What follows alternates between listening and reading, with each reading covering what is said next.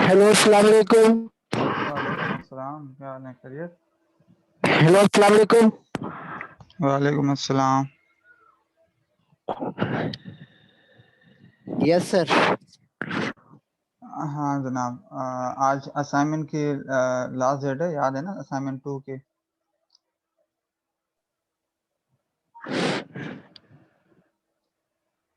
आवाज सर बहुत स्लो आ रही है आपकी। अब आवाज़ क्लियर है? Sir yes sir. Okay, good. अच्छा, मैं ये कह रहा था आज असाइनमेंट 2 की सबमिशन डेट है। सो देन मेरा क्या, यस 12 सर। बजे से पहले एलएमएस पे अपलोड कर दीजिएगा। जी सर। ठीक है। और बाकी तैयारी कैसी चल रही है? यस सर, तैयारी सही चल रही है। अच्छा, गुड। और सब्जेक्ट समझ में आ रहा है? कहीं पे इशू, कोई चीज़ समझ ना आ रही हो, कोई चीज़ पूछनी हो या प्रॉब्लम हाँ कुछ सर। है?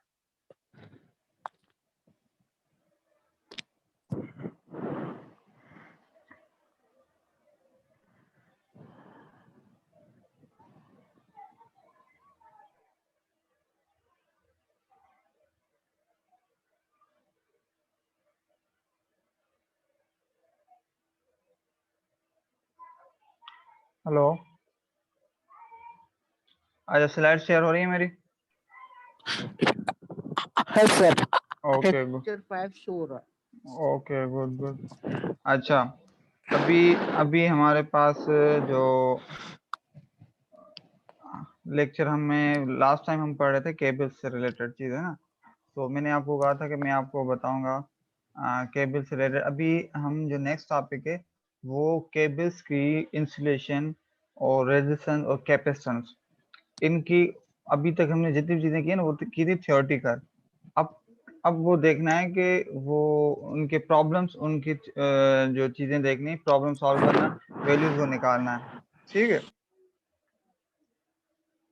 सो अभी इस पे हम आते हैं। तब तक आप लोगों को ना अंडरग्राउंड केबल फॉल्ट्स के कुछ जो मैंने वीडियोस लास्ट टाइम भी शेयर की थी।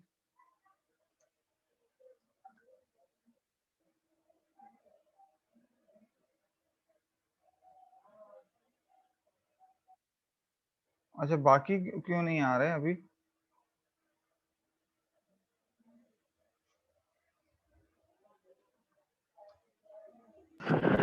पता नहीं सर, बाकी क्यों नहीं आ रहा। ओके। लास्ट के टाइम को एक घंटा होने वाला है। हाँ, अभी तो मैंने लेट भी शुरू किया। असल में ये टाइम ऐसा होता है कि लाइट वगैरह के शुरू होते हैं, तभी मेरा ना 2 ढाई हो जाते हैं। तो यस सर। मैं इस वजह से प्रेफर करता हूँ 3 बजे का टाइम।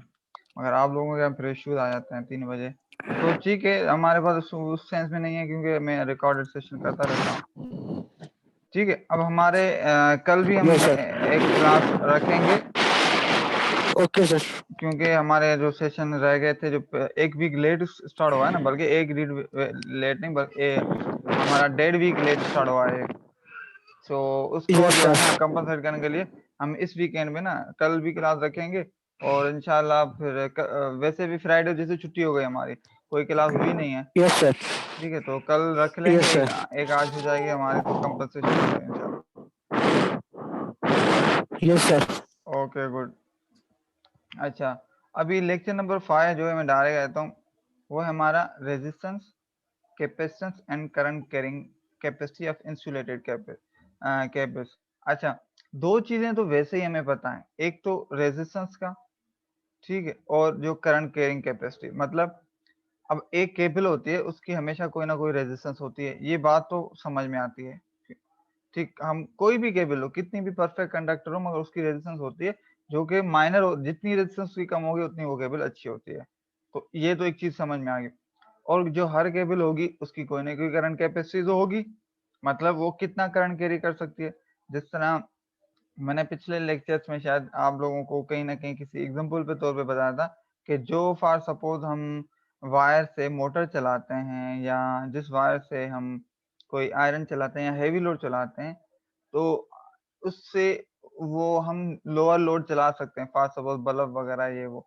मगर एक छोटी वायर, फॉर सपोज जैसे आप मोबाइल के चार्जर की मैं बात कर लूँ, तो मोबाइल के चार्जर में जो आपके पास जो सेकंड एंड पे, मतलब एडाप्टर के बाद एक पतली सी वायर आती है, आप जिससे मोबाइल चार्ज करते हैं, तो उस वायर को, उससे आप मोटर नहीं चला सकते। क्यों? हालांकि दोनों जो मोबाइल के चार्जर का सॉकेट भी आप 220 में लगाते हैं, मोटर या आयरन का भी आप जो है वो 220 में ही के आउटलेट में लगाते हैं ना, जो हमारे पास हाफ पॉइंट होती है, तो उसमें तो हमेशा 220 ही होता है ना। मगर ये फिर फर्क क्यों? यहाँ पे केबल अलग, यहाँ पे केबल अलग। तो इससे इसका जवाब है कि हर किस केबल की, जो हर इक्विपमेंट की ना अपनी अपनी पावर रिक्वायरमेंट है। अगर हम फ्रिज की बात करें, तो फ्रिज को पावर ज़्यादा चाहिए, आयरन को पावर ज़्यादा चाहिए, क्योंकि वो डिज़ाइन उस हिसाब से हुए हैं, उनकी जो फंक्शनलिटी है उस हिसाब से। मगर जो आपका मोबाइल है उसके चार्जर का जो है उसके पावर कम चाहिए। तो जो एक तो पावर जो का फॉर्मूला है P is equal to V I. अब वोल्टेज तो हमारे पास फिक्स होता है ना, मतलब थोड़ी सी वेरिएशन होती है, मगर ओवरऑल मेजरली ये फिक्स होता है, ये 220 ही हम हमेशा कंसीडर करते हैं। तो पावर की कम या ज्यादा रिक्वायरमेंट जो होती है ना, वो आपकी करंट से होती है। मतलब आपके पास पावर चाहिए तो आपका ज्यादा करंट चाहिए, वहां पे कंज्यूम होता है। वो मोटर जो है मिसाल वो ज्यादा करंट ले रहा होगा, आयरन जो है वो ज्यादा करंट ले रहे होंगे। इसी तरीके से आपके पास जो दूसरे इक्विपमेंट जो लो पावर कंज्यूमिंग है, जिस तरह मैं बल्ब की बात करूँ, उसको भी हम 220 में लगा रहे हैं, मगर वो करंट जो है ना आपका कम वो सिस्टम से ड्रॉ कर रहा होगा। तो यहाँ पर बात आ जाती है, क्योंकि पावर जो कैरी होता है वो केबल से होता है, तो हर केबल की अपने करंट कैरिंग कैपेसिटी होती है। उसके दूसरे लफ्जों में आप यूं कह सकते हैं कि पावर कैरिंग कैपेसिटी भी है, मगर हम जो हमेशा रेटिंग जो लेते हैं वो करंट कैरिंग कैपेसिटी।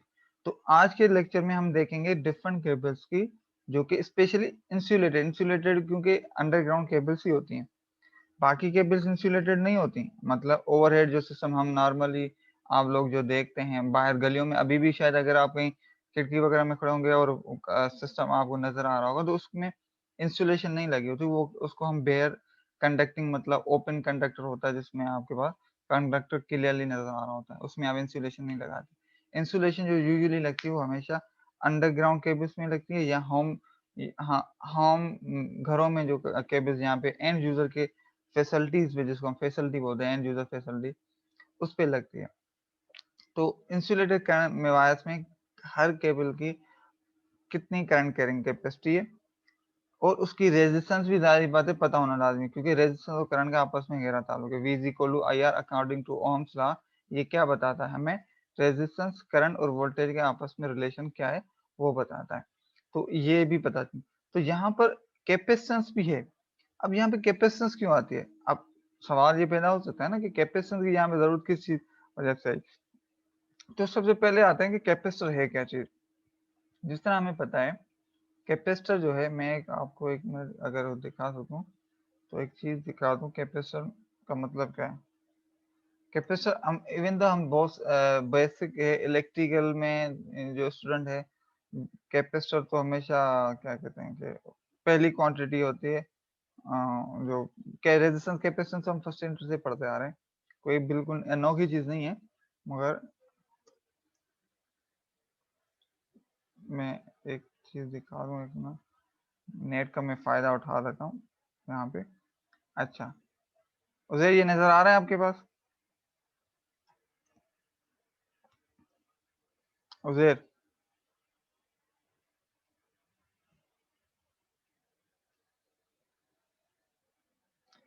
उज़ैर, आवाज आ रही है मेरी?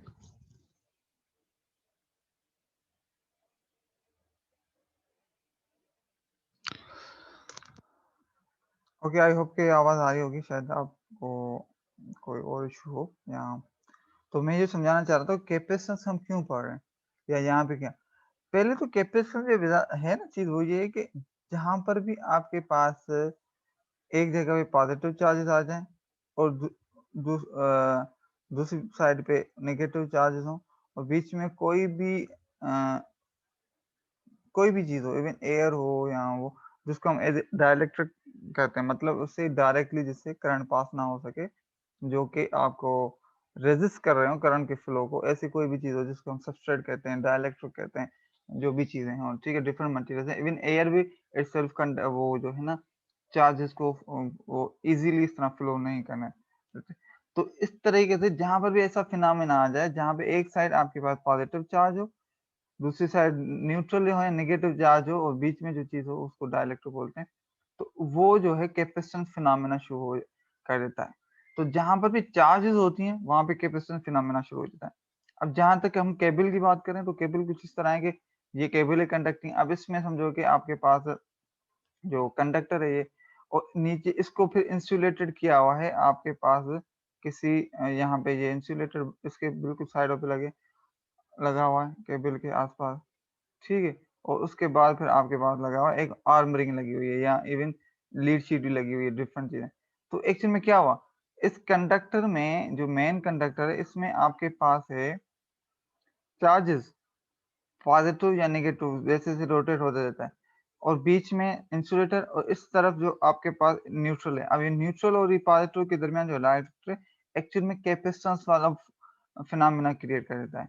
तो इस वजह से ये कैपेसिटेंस की मालूमात होना या इनका को कंसिडरेशन में लाना इम्पोर्टेंट है, क्योंकि ये ओवरऑल आपकी कैपेसिटर जो वैल्यू है करंट कैरिंग कैपेसिटी उस पर इम्पैक्ट करता है।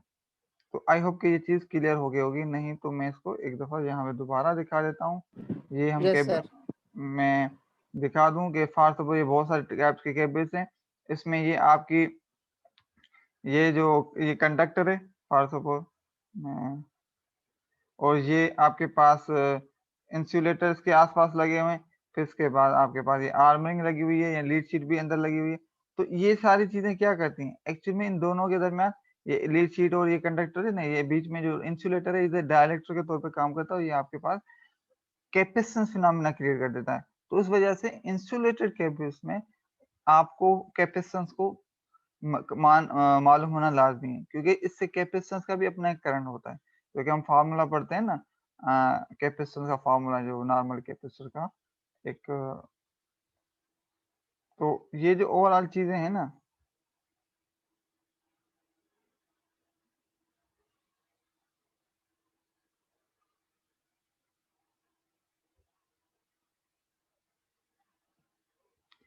ठीक है?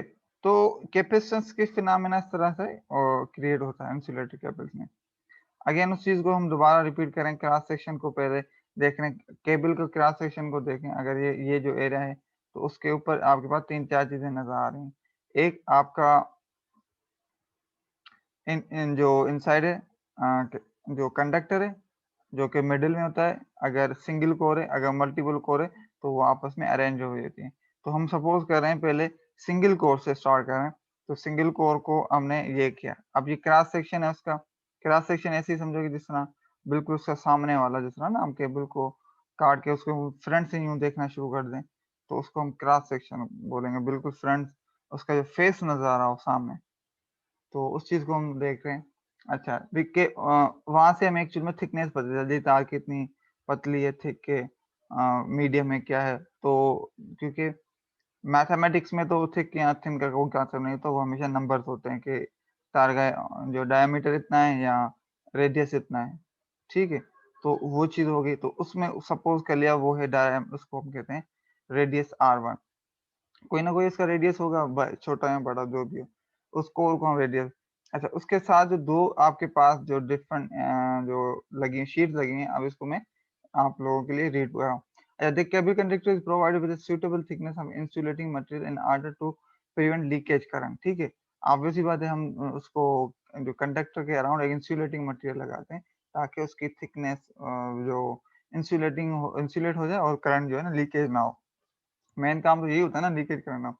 Considering a single core cable of conductor radius R1 and internal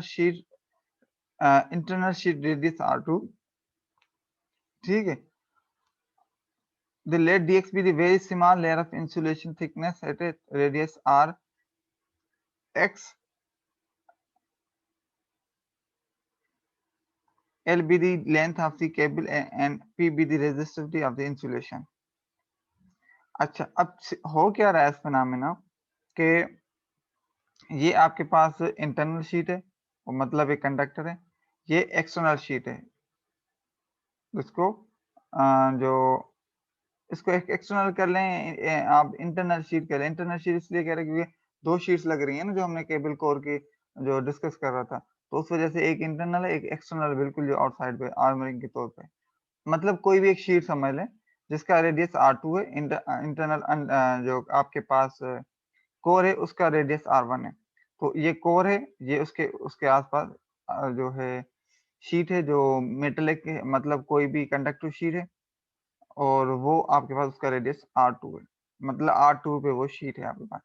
अच्छा, सपोज किया है कि ये जो है इंसुलेशन है और आर आर डिस्टेंस कोई भी एक हम सपोज किया है, और वो आर डिस्टेंस पे इंसुलेटिंग मटेरियल है, उसका फिर थोड़ा सा डिफरेंस लिया है, तो ये डिफरेंस जो है ना वो ये है।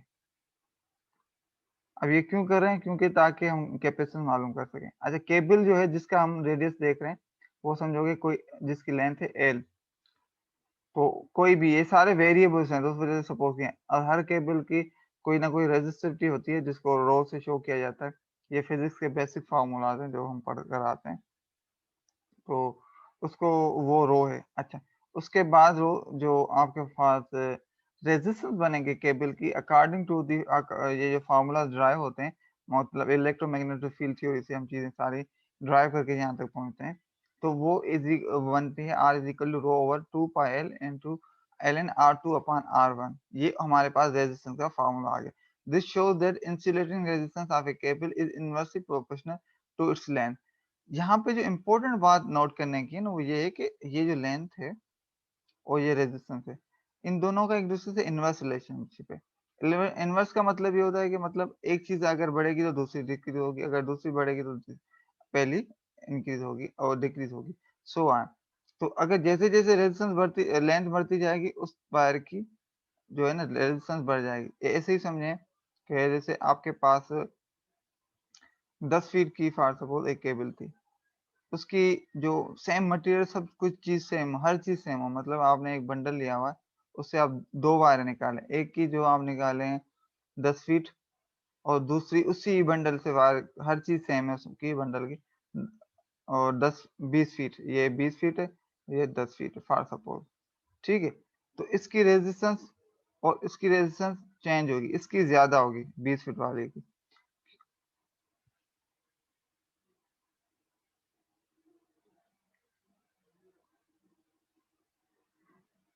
ठीक है।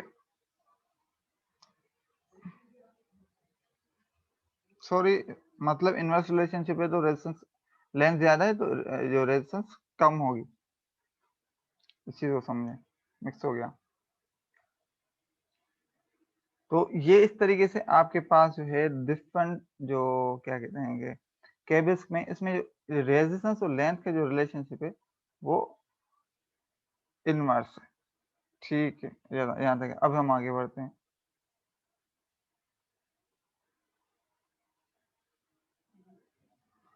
अब इस फॉर्मूले को नोट करते हुए हम क्या करते हैं, कुछ प्रॉब्लम्स करते हैं, उससे चीजें क्लियर हो जाएंगी। और भी अच्छा, उसे समझ में आ रही है बात मेरी या नहीं? ये असल में हमने सिर्फ ये फॉर्मूला निकाला है, इसकी ये सिर्फ वो जो कंसिडरेशन की गई है वो चीजें बताई गई हैं। तो अभी आपको जो है जो इस चीज को प्रॉब्लम हम करेंगे, तो यहाँ तक बात क्लियर है?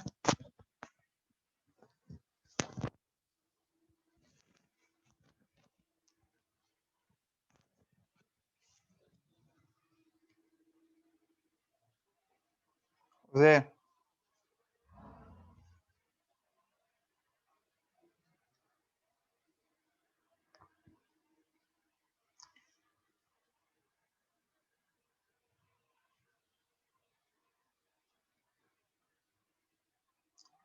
ओके, सो ये हमारे पास हो गया फार्मूला। इसमें इनवर्स रिलेशन है, L be the length of a cable, rho is resistivity of जो मतलब ऑफ द इंसुलेटिंग। सो इसमें आपके पास जो इंसुलेटिंग जो है, तो इससे this shows the insulation resistance of a cable is inversely proportional to the to its length. जो इम्पोर्टेंट चीज जो है वो ये है कि जो केबल की इंसुलेशन है वो इनवर्सली प्रोपोर्शनल है टू दी लेंथ। तो इस चीज को हम देखते हैं।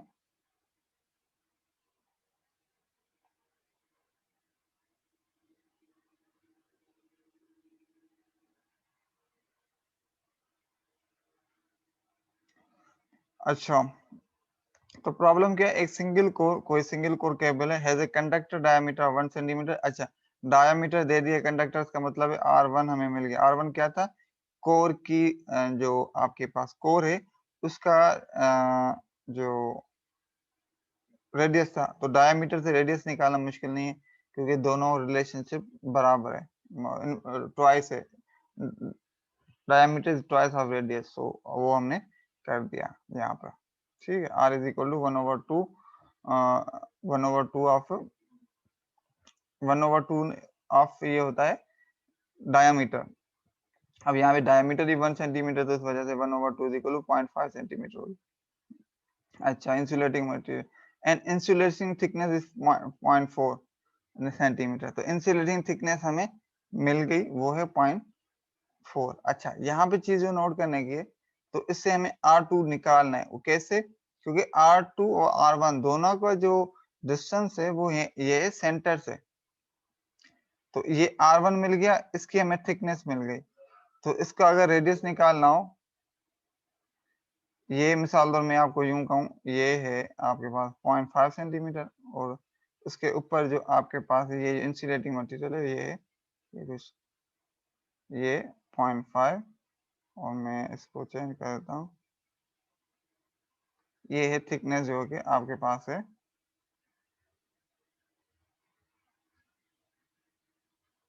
0.4 सेंटीमीटर। तो इसको इसका रेडियस क्या होगा, इसका रेडियस होगा ये डिस्टेंस प्लस इसकी ये थिकनेस। तो ये डिस्टेंस है 0.5 सेंटीमीटर और ये 4.4। तो 0.5 प्लस 0.4 ये हो जाएगा आपके पास 0.9। तो ये चीज एग्जैक्टली यहाँ पर हुई हुई है, यहाँ पर 0.4 प्लस 0.5 मतलब ओवरऑल 0.9 सेंटीमीटर R2 बन गया। ये इंटरनल शीट जो है उसका रेडियस। ठीक है, if the specific resistance of insulation is 5 into 10 power, मतलब रो, जो रो फार्मूले का था ना, रो पी की टाइप का नजर आ रहा है, वो उसकी वैल्यू है। ठीक है, वो भी आपने निकाल दी, वो ये आपके पास आ गया। अच्छा, calculate the insulation resistance for a 2 kilometre length of the cable, मतलब 2 किलोमीटर लेंथ की केबल जो हो उसकी इंसुलेशन रेजिस्टेंस कितनी होगी वो निकालें। अच्छा, insulation resistance is inversely proportional to the length of the cable. तो ये हम अभी पढ़ कर आए इस फार्मूले के तहत, जो इंसुलेशन के रेजिस्टेंस की फार्मूला। ठीक है, तो फार्मूला ये है हमारे पास। इस फार्मूले में वैल्यू पुट करो।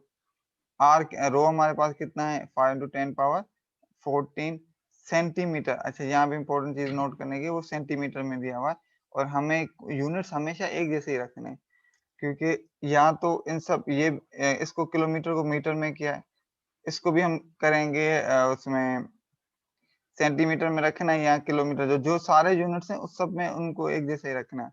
ठीक है, इस चीज को ध्यान में रखिएगा। तो ओम सेंटीमीटर को कन्वर्ट किया है ओम मीटर में। तो 5 into 10 पावर 12 हो गया वो, डिवाइडेड बाय 2 पाई फार्मूले का 2000 लेंथ जो लाइन की आ गई, इनटू लॉग इन। अच्छा, 0.9 अपॉन 0.5। अच्छा, यहाँ पे आप कह सकते हैं कि इसका फायदा क्या, बाकी दोनों को सेंटीमीटर में हमने हटा के मीटर में किया है, तो इन दोनों को सेंटीमीटर्स में क्यों रखा है, जो आपके पास 0.9 और पॉइंट। तो ये क्योंकि इनको आप मीटर में रखे हैं सेंटीमीटर में, क्योंकि रेशियोज हैं ये दोनों यहाँ पर, तो तब भी बात सेम ही आएगी। तो आप इस दोनों केसेस में किसी भी तरीके से करें, इसको पॉइंट सेंटीमीटर में करें या मीटर में करें, रेशियोज हमेशा वो ही मिलेगा। ये ऐसे ही है जैसे फॉर सपोज मैं 100 सेंटीमीटर का हूँ और 1000 सेंटीमीटर का मैं रेशियो निकाल रहा हूँ। फॉर सपोज 100 डिवाइडेड बाय 1000, तो कितना होगा ये जुबैर? 1/10। 1/10। ठीक है। और अगर इसी की जगह फॉर सपोज ये समझो कि सेंटीमीटर में थे, मैं इसको कर देता हूँ मीटर में, तो 100 सेंटीमीटर किसके कितने मीटर के बराबर होता है? 1 मीटर के। 1 मीटर के। और 1000 सेंटीमीटर कितने मीटर के बराबर होगा? 10 मीटर। 10 मीटर के। अगेन रेशियो हमें वही मिला। तो ये जो है ना रेशियोज जहाँ भी आ जाते हैं, क्योंकि R2/R1 जो यहाँ पे रेशियो है, तो यहाँ पर अगर आपके पास यूनिट्स कोई भी हो, दोनों एक जैसे यूनिट में कोई भी, मगर दोनों एक में हो, ये बात ध्यान में रखें। ऐसे ना हो कि 0.9 को मीटर में किया हो और इसको 0.5 को सेंटीमीटर में किया हो, इस केस में फिर आंसर गलत हो जाएगा। तो जो भी यूनिट हो दोनों का एक जैसा हो, तो यहाँ पे सेंटीमीटर में दोनों है तो उसी को कैरी ऑन कर दिया। मगर आप जो है उसको अपने मीटर में करना चाहें तो कर सकते हैं, आपकी अपनी मर्जी। वैल्यूज पुट करेंगे कैलकुलेटर से, इसको कैलकुलेट करेंगे तो आपके पास वो रेजिस्टेंस आ जाएगी, internal resistance of insulation resistance of cable, जो कि 234 मेगा ओम है। हमेशा इंसुलेशन की जो रेजिस्टेंस है वो हाई होना लाजमी है। अगर इंसुलेशन फेल हो जाती है तो हम पिछले स्लाइड्स में पढ़कर आए हैं कि इंसुलेशन फेलियर की वजह से हमारे पास कौन सा फॉल्ट ऑकर होता है। उजैर और जुबैर बताएं।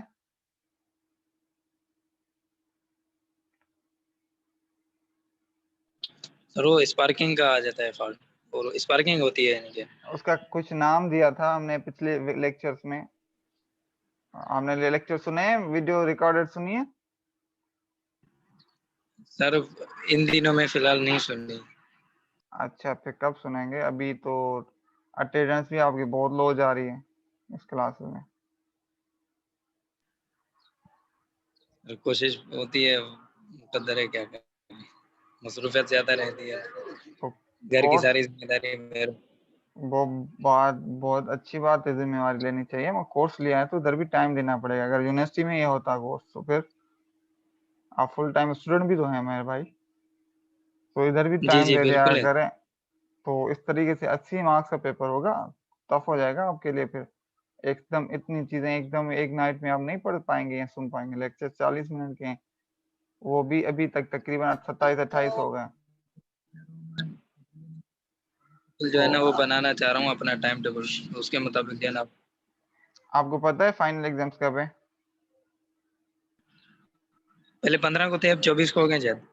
अच्छा, तो मुझे पता है ना, तो टाइम कम है, कोशिश करें क्लास अटेंड करें, क्योंकि जब तक आपको कोई इशू डिस्कस नहीं करेंगे तो फिर कैसे पता चलेगा मुझे कि क्या है। फिर लास्ट में पेपर में आके बोलेंगे सर ये हो गया, ये हो गया। भाई चीज सिर्फ पेपर पास नहीं करना, साथ साथ में सीख के भी जाना है। आप एट द एंड जब जाएं, मैं पूरी कोशिश कर रहा हूँ आपको वीडियोस ये वो चीजें वो दिखाऊं। अभी ई टेप वगैरह का भी मैं देख रहा हूँ, तो चीजें जो है हम इस तरह डिस्कस करें कि आप इंशाल्लाह यहाँ से जाओ तो कुछ कुछ ना कुछ सीख के इतना जाओ कि कुछ आइडिया हो कि हो क्या रहा है। ऑब्वियस सी बात है, पूरी पावर इंजीनियरिंग तो हम कवर नहीं कर पाएंगे, मगर जो हमारा कोर्स है उससे मुंसलिक जितनी चीजें हैं उनकी नो हाउ जरूर हो आपको एट द एंड इंशाल्लाह। जो हमारे ऑब्जेक्टिव जो डिस्कस किए हुए थे हमने कि आपको केबलिंग इंसुलेशन वगैरह, तो पहला पार्ट मैंने पूरा कवर करवा लिया है। उसमें आपके नेटवर्क वगैरह एसी डीसी क्या होते हैं, कितने टाइप्स होते हैं, सब स्टेशन वगैरह, सब स्टेशन को थोड़ा और भी आगे डिस्कस करेंगे हम। फिर केबलिंग वाले पार्ट में फिर केबलिंग की किस तरीके से केबलिंग की इंसुलेशन हुई होती है, मतलब कंस्ट्रक्शन क्या होती है, वो चीजें डिस्कस की हैं। उसके अलावा फिर इंसुलेशन टाइप्स डिस्कस किए हैं। फिर उसके अलावा जो केबल के फॉल्ट कौन कौन से होते हैं उनको डिस्कस किया है। फॉल्ट को लोकेट करने के लिए कौन से इक्विपमेंट या मेथड क्या है उनको डिस्कस किया है। फिर हम इंसुलेशन में आए। अभी भी केबल का टॉपिक जो है ना हमारा यहीं पे एंड नहीं होता। फिर सिलेक्शन ऑफ केबल, मतलब वो इसका मतलब ये होता है कि किसी काम के लिए हम किस तरीके से कौन सी केबल लेनी चाहिए, तो उसको सिलेक्ट कैसे करना है ये पढ़ने हैं। तो जब तक फोकस नहीं रहेंगे, इंटरेस्ट नहीं लेंगे, तो फिर कहाँ पे काम आप सीख पाएंगे। तो अपना इंटरेस्ट अच्छा रखें, मजबूरियां सबके साथ हैं, मगर आप स्टूडेंट भी हैं, जरूर आपने ये सोचा होगा कि आप इतना टाइम है तभी तो आपने कोर्स लिया है, अगर नहीं होता तो फिर आप कोर्स नहीं लेते। जारी बात। इंटरेस्टेड मैं इस फील्ड में काफी छोटा था, तब से मैं जो है ना ये फिटिंग वगैरह का काम और यूपीएस का काम मैंने सीखा था। उस वक्त से इंटरेस्टेड मेरी इस जो है ना शोबे में बचपन से है, और ये फिटिंग वगैरह का काम इसी शोबे में रहकर मैंने सीखा और सारा। दैट्स और गुड। उसीलिए मैं जो है ना मैकेनिकल था, फिर मैंने इसीलिए मैंने इलेक्ट्रिकल पावर उठाया, क्योंकि मेरा प्रैक्टिकल ये वैसे ही किया हुआ है, और घर का भी एसी वगैरह फ्रिज वगैरह खराब होता है तो मैं खुद ही बना लेता हूँ। दैट्स गुड, मगर तो एक इसलिए बात बस है, ये मेरा शौक है ना, ये मैं वो वो माशाल्लाह हाँ बहुत अच्छी बात है। इंटरेस्टेड है बस। एक बात मैं दोबारा रिपीट कर दूं, जो हम प्रैक्टिकली करते हैं वो टेक्निशियन ओरिएंटेड काम है, नो डाउट वो हेल्पफुल है, मगर जो थियोरेटिकल पार्ट है वो वहां पे हम एज ए बेसिक उसके पीछे इसकी फिजिक्स क्या है, उसके मैथमेटिक्स फार्मूलेज क्या है, उनको पढ़ रहे होते हैं। अगर आप ये ध्यान में रखते हैं कि मैं वो फ्रिज बनाता हूँ, मैं ये चीजें खुद कर रहा होता हूँ, तो मैं एग्जाम्स को वैसे ही कवर कर लूँ, किसी हद तक आपको वो हेल्प चीजें करेंगी, वो चीजें जो जहन में होंगी, मगर एट द एंड जब आपके पास वो आइडिया नहीं होगा थियोरेटिकल फिजिक्स इसके पीछे किस तरह काम हो रहा है, उसका आइडिया क्या है। अब फॉर सपोज 220 वोल्टेज जो है ना आपको आ तो रहे हैं, मगर उसके पीछे फिजिक्स क्या है, नेटवर्क में किस तरीके से एक्टिव पावर रिएक्टिव पावर काम कर रहा है, उसके स्टेबिलिटी का क्या चक्र है, ये तो आप चीज चेक नहीं कर पाएंगे ना वहां पर। तो ये चीजें इसलिए कोर्सेज दिए जाते हैं, नो डाउट वो भी हेल्पफुल है, मगर अगर सेंस में है कि आप ये एक दिन में कवर कर लेंगे और वो चीजें आपको आती हैं, आना बहुत अच्छी बात है, स्किल है वो, मगर ये थ्योरी वाली चीज है, तो इस पे फोकस होना भी इम्पोर्टेंट है। तो आई होप कि थोड़ा सा उसको और भी ज्यादा फोकस करेंगे तो और भी आप बेहतर सीखेंगे। तो इन चीजों को थोड़ा ध्यान में रखें, अभी बाकी दिन बाकी इसमें कुछ है तो उसको, ये है प्रॉब्लम वगैरह। अब आप पावर फैक्टर वगैरह का आपने सारे लेक्चर मिस कर दिए हैं, तो चीजें आप ये सबसे और दूसरा बात, जो आपने ये सेशन क्रिएट करवाया था, जहां तक मुझे इन्फॉर्मेशन मिली, वो सिर्फ इसलिए करवाया था कि आप लोगों का क्लेश आ रहा था सुबह वाले सेशन में, ऐसा ही था आप लोगों का? सर मुझे इतना खास आइडिया नहीं सेशन के। अच्छा, मुझे यही बताया गया है कि ये सेशन इसलिए क्योंकि सुबह वाले क्लास में आपके क्लेश आ रहा है, और अभी ये सेशन इसलिए किया हुआ था कि उसमें आप अटेंड नहीं कर पा रहे थे, उस टाइम आपका कोई और सब्जेक्ट होता है सुबह वाले में, और टीचर के टाइम टेबल में वो सुबह के टाइम में आपके पास सब्जेक्ट था, और इस सब्जेक्ट को सेशन को दोपहर के लिए हमारे से बनाया गया था, क्योंकि इसमें आपके जो है ना सुबह नहीं अटेंड कर पाएंगे तो इस टाइम, तो इस टाइम भी अगर अटेंड नहीं करे तो फिर बात वही सेम हो गई, ये सेशन बनाने का मकसद ही फेल हो जाता है फिर। तो इस वजह से मैं ज्यादा फोकस कर रहा हूँ। अच्छा, मैं रिपीट कर दूं, आज सबको पता है ना असाइनमेंट 2 की जो लास्ट डेट है, जुबैर स्पेशली मैं आपसे पूछ रहा हूँ। जी जी सर। अच्छा, असाइनमेंट 2 क्विज और 1 और 2 इसमें भी मेरे ख्याल में आपके शायद, मुझे एग्जैक्ट याद नहीं है, मगर पार्टिसिपेशन नहीं है किसी में, तो ये नंबर्स ना वो कट रहे हैं, जो जो एब्सेंट है वो 0 है। ठीक है, तो थोड़ा सा और भी इसको ज्यादा लें, 80 मार्क्स का पेपर एक साथ होगा, 3 घंटे में पूरा कोर्स कवर हुआ होगा। वैसे पहले यूं होता था, मिड हो जाता था, तो उसमें मिड में ना आपके काफी सेक्शन कवर हो जाता था, और वो उसका इतना जो रिपीटेशन नहीं होती थी फाइनल में, मतलब मेजर पार्ट मिड में ही कवर हो जाता था।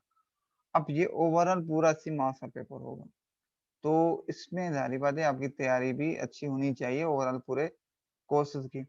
तो मैं बार बार रिपीट इसलिए कर रहा हूँ कि आप लोग इसको पढ़ें, ज्यादा फोकस से पढ़ें, क्वेश्चंस करें, नो डाउट नहीं समझ में आते मुझसे करें, डिस्कस करें, उसको हम रिपीट कर लेंगे। असाइनमेंट क्विज़ को मैं आगे जाके इंशाल्लाह फाइनल से कुछ दिन पहले हम रिवीजन सेक्शन में असाइनमेंट फॉर क्विज़ जो हो रही हैं उनको भी मैं आपको रिवीजन करवाऊंगा, ताकि आप लोग उस पे भी एग्जाम्स में इस तरह के क्वेश्चंस आ जाते हैं तो आपको हेल्पफुल हो, अगर किसी के को कोई भी क्वेश्चन क्लियर ना हो तो। मगर अगेन आप लोगों की जब तक पार्टिसिपेशन नहीं होगी तो एक कोर्स का ऑब्जेक्टिव पूरा नहीं हुआ होगा। मेरा ओवरऑल फोकस इस चीज पे है। तो ये बहुत आपने अच्छी बात बताई कि आप जो है ये काम करते आ रहे हैं, ये तो आप अपना एक्सपीरियंस भी शेयर कर सकते हैं फॉल वगैरह के हवाले से, मगर साथ साथ क्लास लेना भी इम्पोर्टेंट है। क्लियर है? जी जी सर। अच्छा, तो ये तो बहुत सिंपल क्वेश्चन था। अब इसी क्वेश्चन की मैं अगर बात करूं, फॉर सपोज मैं अगर एग्जाम में देता हूं तो, या आपको असाइनमेंट में भी आ जाती हैं चीजें, क्विज में भी आ जाती हैं, तो कुछ इस तरह का होगा कि बजाय आपके पास जो 2 किलोमीटर के, यहाँ पे मैं 10 किलोमीटर कर दूं, तो क्या होगा? इसकी रेजिस्टेंस बढ़ेगी या कम होगी? बढ़ेगी सर रेजिस्टेंस। रेजिस्टेंस बढ़ेगी, क्यों?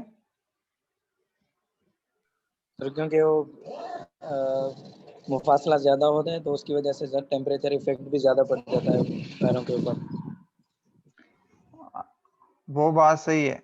असल में यहाँ पे जो हम आ, जो बात कर रहे हैं ना, अब देखो यहाँ पे थोड़ी सी मिस्टेक्स हो रही हैं आपके। वो आपकी बात बिल्कुल सही है कि हमारे जो नॉर्मली कंडक्टर की जो रेजिस्टेंस, देखो दो चीजें हैं।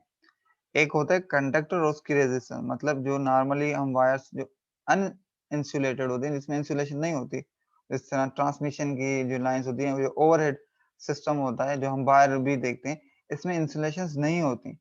तो उस तरह की वायर की में आपके पास सिर्फ कंडक्टर होता है, और उसमें यही होता है कि आपके पास जैसे जैसे लाइन की लेंथ बढ़ती है, वहां पे रेजिस्टेंस आपकी बढ़ती है। उसके इम्पैक्ट्स बहुत सारे हैं। ठीक है, कि आपके पास टेम्परेचर भी जो बढ़ता है, एक तो एक्सटर्नल टेम्परेचर होता है, दूसरा इंटरनल जो जनरेट होता है ड्यू टू दी जो करंट फ्लो की वजह से जो कोलाइडेशन होती है इलेक्ट्रॉन्स की, तो उससे रेजिस्टेंस में भी इजाफा होता है, हीट भी जनरेट होती है, और एक्सटर्नल जो थर्मल इम्पैक्ट होता है। मगर वो होती है आपकी कंडक्टर की रेजिस्टेंस। यहाँ पर जो बात हो रही है इंसुलेशन की रेजिस्टेंस। और ये अभी जो मैंने पिछली स्लाइड में आप लोगों को बताया था, अब ये यहाँ पे देखो मिस्टेक हो गई ना। अगर मैं एमसीक्यूज में दे दूं, या इवन एमसीक्यूज भी ना दूं, शॉर्ट क्वेश्चन दे दूं कोई इस तरीके का, तो वहां पे आप इस तरीके का अंडरस्टैंडिंग होगी, मिस्टेक कर जाएंगे। यहाँ पे क्लियरली मेंशन्ड है, ये देखो लास्ट लाइन, ये क्या लिखा हुआ है, जुबैर पढ़े इसको।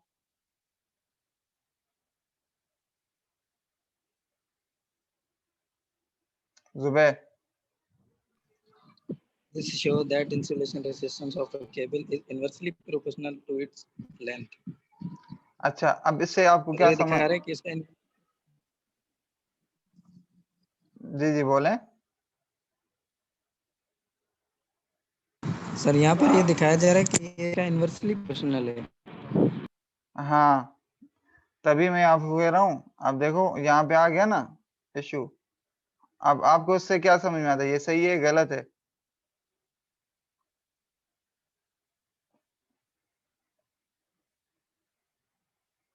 रुपए,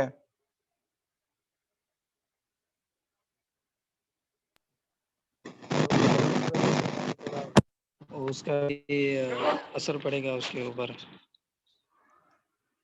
आप लोग शायद गौर नहीं किया, यहाँ पे किस चीज की ये देखो ये क्या लिखा हुआ है। Insulation resistance. ठीक है, वो आपकी बात सही थी, मगर वो फॉर द कंडक्टर। यहाँ पे बात किसकी हो रही है, इंसुलेशन रेजिस्टेंस की। इंसुलेशन की जो रेजिस्टेंस है with the length of the wire, मतलब जारी बात है इंसुलेशन भी वहां पे उतनी लगी होगी जितनी आपकी लेंथ होगी ना, वो उसके रिस्पेक्टिव इनवर्सली प्रोपोर्शनल है। जी जी। अब यहाँ पे अगर मैं 10 किलोमीटर करूंगा ना, मतलब 2 किलोमीटर की जगह 10 किलोमीटर, तो यहाँ पर आपकी इंसुलेशन जो रेजिस्टेंस है ना, वो 234 से कम ही आएगी। वो आप यहाँ पे फॉर्मूले में देख लेना, ये एल अल्फा लेंथ है, और यहाँ पे 2000 है, 2000 डिवाइड होगा, और उसकी जगह पे अगर 10,000 डिवाइड होगा, तो ऑब्वियस सी बात है वो वैल्यू ज्यादा डाउन होगी ना। आई बात समझ में? यस सर बिल्कुल अब तो समझ में आ गया। जी जी सर। 234 को ऐसे ही समझो, डिवाइडेड बाय 5 कर दो, तो समहाउ ये जाके अराउंड क्यों 60-40 के दरमियान जाके मेगा ओम बच जाएगी। तो ये था। देखो अब यहाँ पे आ गई ना कॉन्फ्लिक्ट, तो ये चीजें थोड़ी सी फोकस पे रहें। अच्छा, तो इसी तरीके से एग्जाम्स में चीजें होंगी, समझ में आई हुई होंगी तो देरी नहीं लगेगी, बस सिर्फ पुट एंड प्लेस करनी होगी चीजें। अच्छा, अब दूसरा प्रॉब्लम है आपके पास, the insulation resistance of a single core cable is a 495 mega ohm per kilometer if the core diameter is 2.5 centimeter and resistivity of the insulation is 4.5 into 10 power 14 ohm centimeter, find the insulation thickness. सवाल समझ में आया क्या कह रहा है?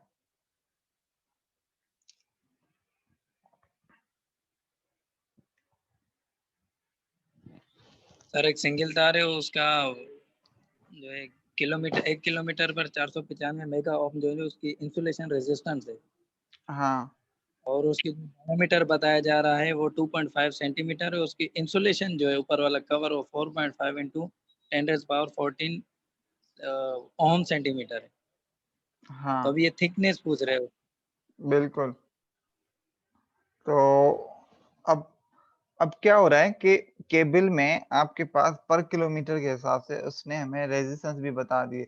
ऊपर जो हमारा प्रॉब्लम था ना, इसमें उसने सारी चीजें दी हुई थी, इंसुलेशन रेजिस्टेंस पूछ रहा था। यहाँ पे इंसुलेशन रेजिस्टेंस दे दिया उसने, डायमीटर कंडक्टर का दे दिया है, और डायमीटर